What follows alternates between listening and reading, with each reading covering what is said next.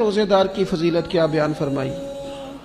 اللہ کے محبوب صلی اللہ تعالی علیہ وسلم فرماتے ہیں کہ رب فرماتا ہے ابن آدم کا ہر عمل اس کے لیے ہے، روزہ میرے لیے، اور فرمایا میں خود جزا دوں گا روزے کی، میں خود جزا دوں گا روزے کی۔ اور حضور فرماتے ہیں روزہ ڈھال ہے، جو شخص روزہ دار ہو وہ بےہودگی سے، فحش گوئی سے اجتناب کرے۔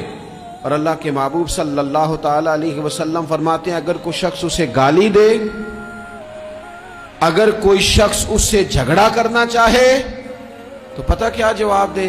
اسے کہے بھئی میں روزے دار ہوں، میرے منصب کا تقاضا نہیں کہ میں تیرے ساتھ الجھوں۔ اور رسول پاک صلی اللہ علیہ وسلم فرمانے لگے اوہو اتنی بڑی بات۔ حضور فرمانے لگے، یہ صحیح مسلم کے لفظ ہیں، کریم محبوب فرمانے لگے مجھے اس رب کی